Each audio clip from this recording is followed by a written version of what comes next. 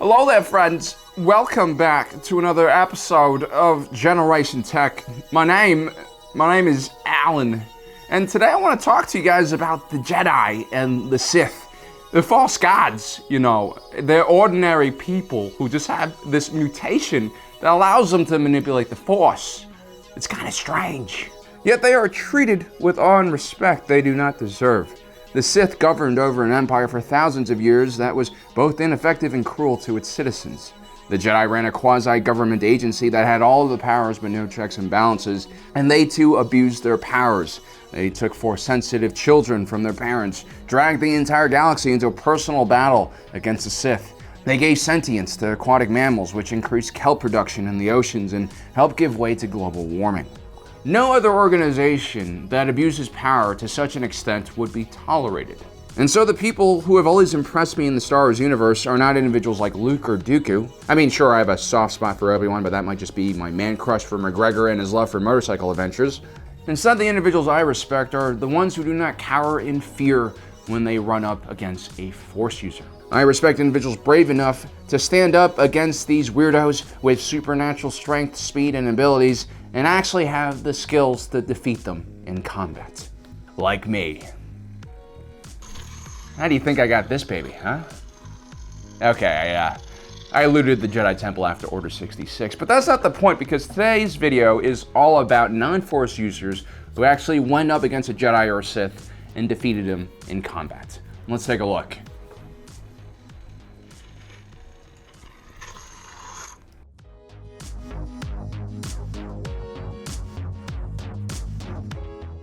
We're going to start off the list with a very unexpected and unheralded defender of planetary rights and the forgotten people of the Outer Rim. We're talking, of course, about the B-1 battle droid.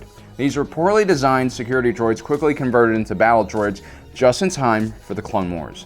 They were widely laughed off as incompetent and useless soldiers, yet during the Battle of Petranaki Arena, when the Jedi interrupt what was turning out to be quite an interesting gladiator show, you're telling me you wouldn't want to watch human beings fight gigantic, terrifying monsters on TV to the death? Hashtag reform the prison system. Anyway, the Jedi, as usual, grossly overestimate their own abilities and at the same time grossly underestimate the B-1 battle droids that make up the bulk of Dooku's forces during this skirmish. Now, most of the individuals on this list are going to be coming from a warrior background, and they'll have trained their entire lives to take on someone as powerful as a Force user. Yet none of them will ever get close enough to killing as many Jedi as the basic B-1 battle droid. During the Battle of Petranaki Arena, the Jedi would suffer 179 casualties, many of them caused by this humble little droid. Because sometimes quantity has a quality of its own, which is not a quote by Joseph Stalin. The man never spoke, apparently.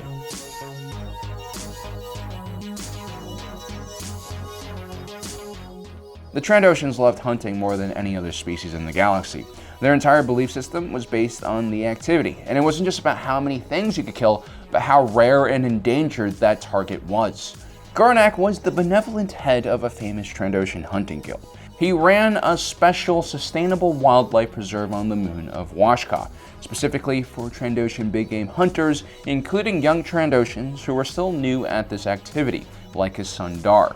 Thanks to Garnak's hunting program, hundreds of young Trandoshans have managed to keep out of trouble and avoid many of the pitfalls of youth. Unfortunately, during Garnak's son's first hunt, a Jedi manages to kill the young Trandoshan. This sends Garnak into a blind rage, and he manages to kill a young Jedi in return. Although, no matter how many Jedi Garnak kills, he'll never get his son back again.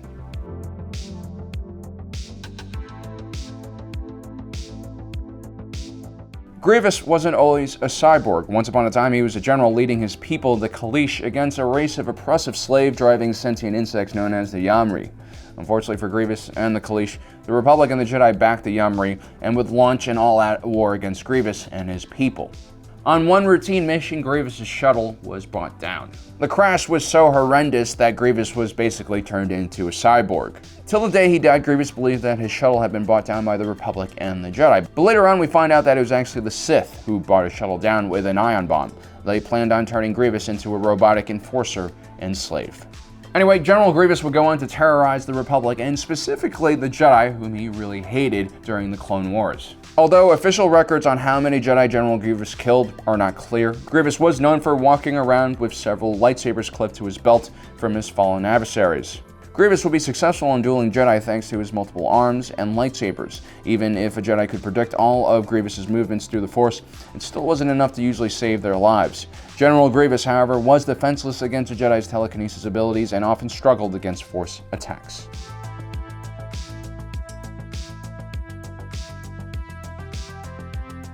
Next up, we have Ochi of Bastoon, an alien cultist who worshipped the Sith Order. He worked as a Sith artifact scavenger and Jedi hunting assassin. Although we never technically see him kill a Jedi, we know that he's been working in the profession since the Clone Wars. He most likely aided the Inquisitors in their mission to hunt down any remaining survivors of Order 66. At one point, he's even hired to take out Lord Vader, but the Sith proves to be too powerful for Ochi. Ochi has terrific reflexes though, and he was an excellent sniper and melee fighter.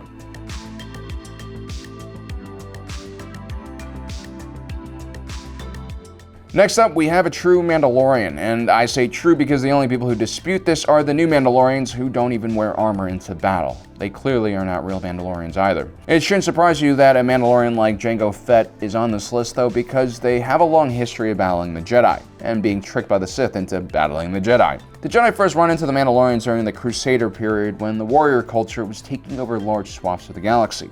The Mandalorians were stunned by the Jedi when they first encountered them. These monastic warriors could reflect blaster bolts with their lightsabers and use the Force to perform telekinesis.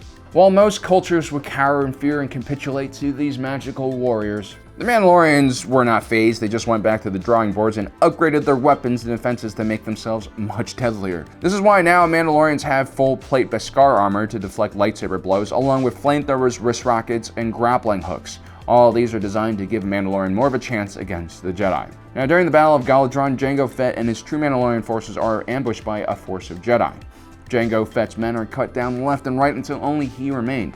But somehow Jango managed to kill several Jedi, and believe it or not, he even got a few kills with his bare hands. Which is why I think the old man is probably a better fighter than his clone son.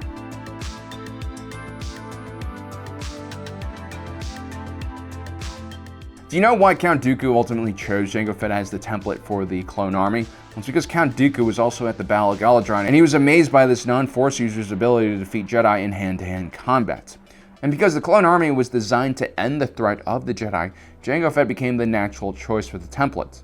During Order 66, the clone troopers would take out the remaining few thousand Jedi who were left in the galaxy, bringing a balance back to the Force. Amongst the most talented Jedi-killing clone troopers were a special breed known as the Republic Clone Commandos. Trained from a young age by Mandalorian mercenaries, these heavily armored Special Forces soldiers were used to hunt down the remaining Jedi who escaped the initial purge.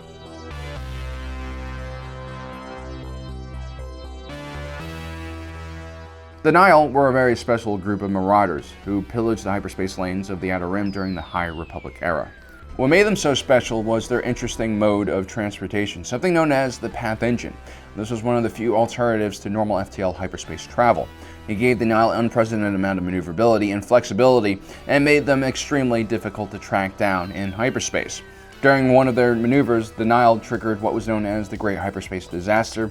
This was essentially a hyperspace collision that ripped apart a gigantic passenger freighter and turned its fragments into FTL speed projectiles. These projectiles would go on to destroy many lives and almost took out an entire planetary system. Several Jedi would be sent on a rescue mission and lose their lives. As you can see, there are very few individuals on this list of non-Force sensitives who manage to defeat a Force sensitive. But whenever one of our guys manages to strike down one of these Force-using gods, it gives us hope and inspiration that we also might stand a chance one day and overthrow these oppressive Force users and their rule over the rest of the galaxy. Well guys, I hope you enjoyed today's episode. Don't forget to subscribe and hit that notification button down below. And as usual, thanks for joining us today. If you're watching this, you are Generation Tech.